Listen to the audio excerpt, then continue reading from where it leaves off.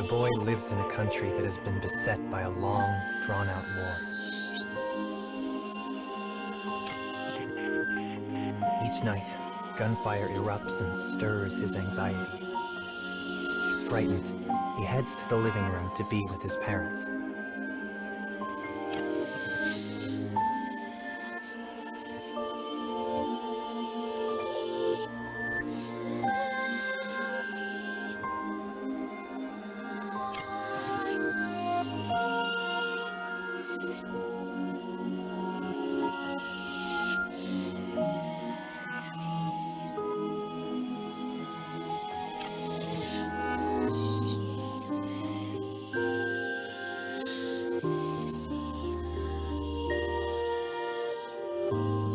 His mother's smile always manages to cheer the boy up.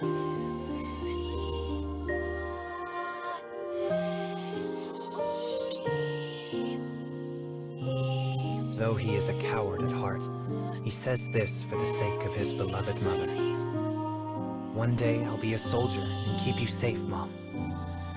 His mother breaks into a wide, happy smile at his words. Suddenly, there was a loud noise from the entrance to the home.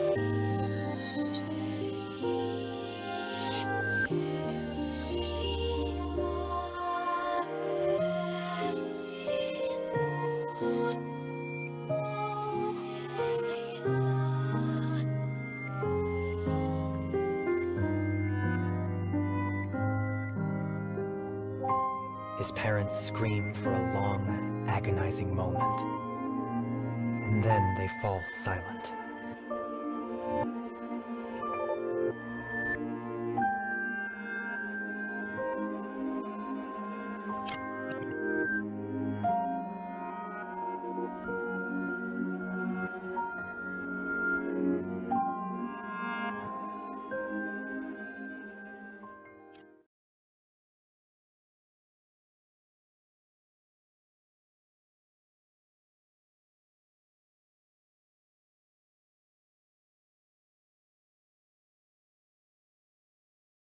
The enemy soldier overlooks the boy and leaves. He nervously makes his way to the corridor where he'd heard his parents' terrible screams.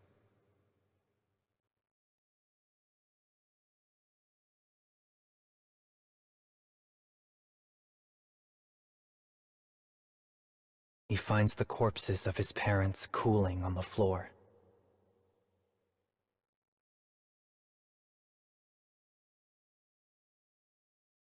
He inches closer and examines the sword that is impaled in his father's still form. It is decorated with a distinctive emblem. The boy crumples to the floor and begins to sob as shame at his weakness overwhelms him. Even now, the thought of the enemy he saw from the closet makes him go weak in the knees. He is a coward, a craven, a sniveling child who had been unable to act.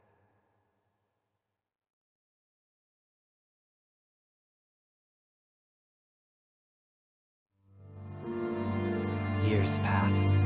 The boy that lost his parents has become a soldier.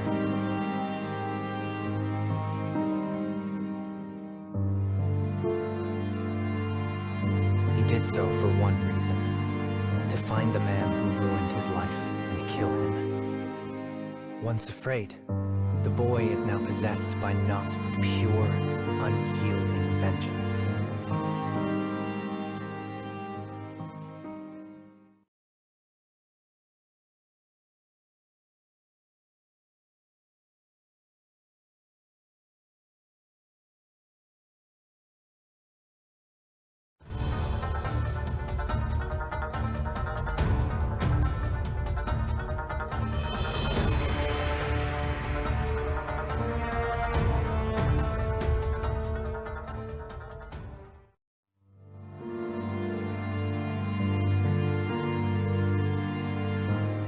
The other troops often single out the unsociable boy. The boy stares back at the soldier before him. The coward he once was is now a distant stranger.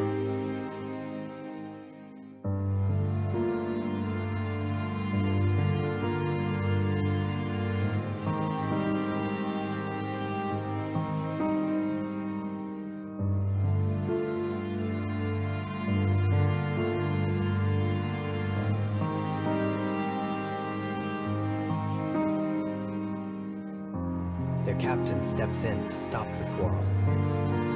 But rather than look at him, the boy turns away. Though a captain, the man is rather soft and weak-willed. When the boy looks at him, it is like looking at the coward he once was. Turning his back on his caring captain, the boy departs.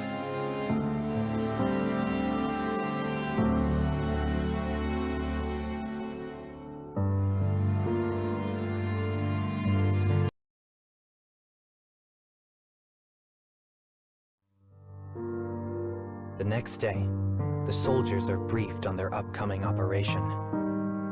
Each one of them receives a set of materials.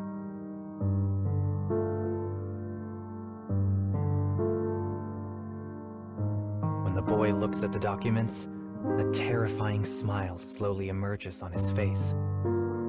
For on the first page is the same emblem that was on the sword all those years ago.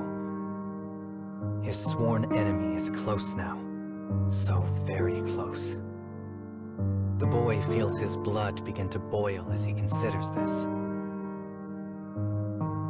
Then he slowly makes his way to the captain.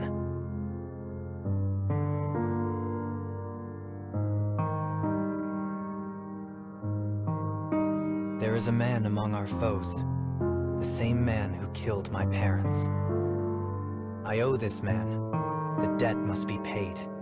Put me in the front line so I may take his life. Enraged, the boy draws his weapon and moves to attack his own captain. Though the other man quakes in fear, he does not rescind from his previous order. The boy hurls abuse at the timid man as he sheaths his weapon and departs.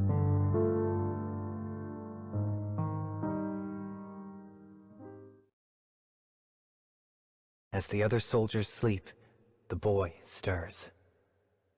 If he can't get permission, he will simply act alone.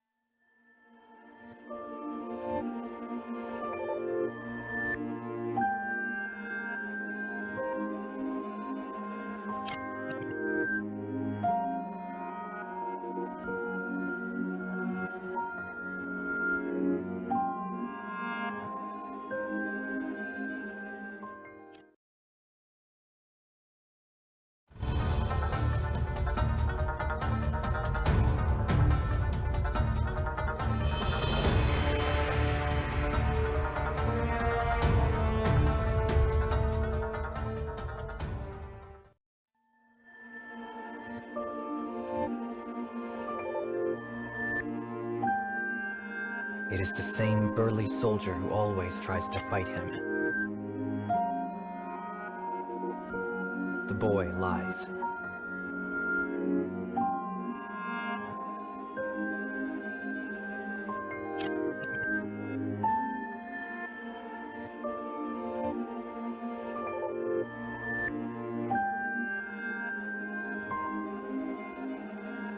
Though this soldier usually irritates him, today he pays him no mind. Instead, he bends all his thought on the man who took his parents from him.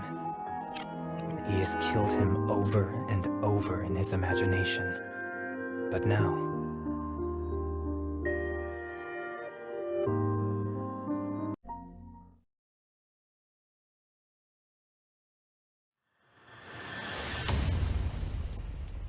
the boy infiltrates the enemy camp just before daybreak. The rows of tents are silent in the shadow of dawn.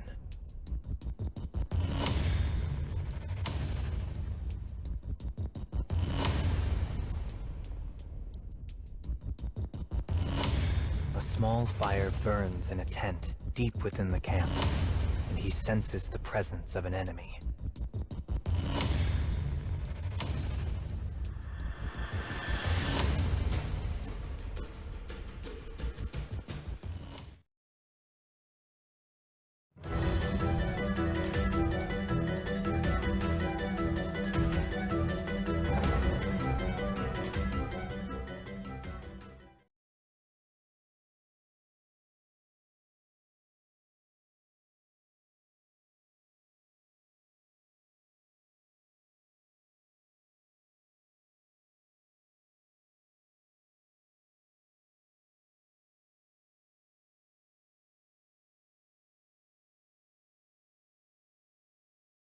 It's him. As hatred flares inside him, the boy strikes at the man with all of his might.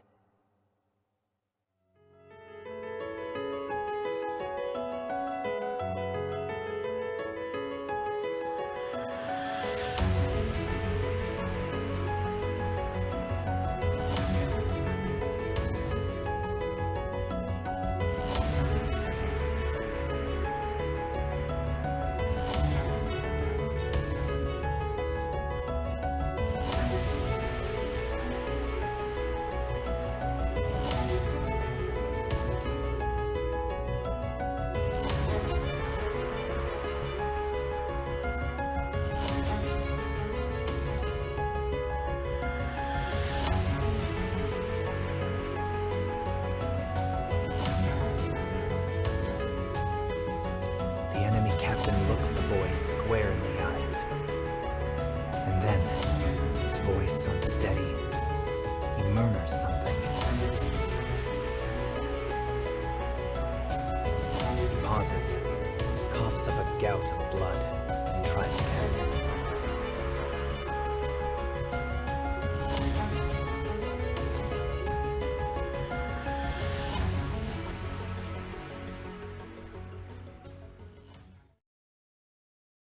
Lying on death's door, the enemy soldier says his piece. He tells the boy the truth of that fateful night. He was not a random soldier, but the boy's own father. The couple were not his parents, but brigands who stole him from the cradle. With a trembling hand, the man hands the boy a small notebook before breathing his last.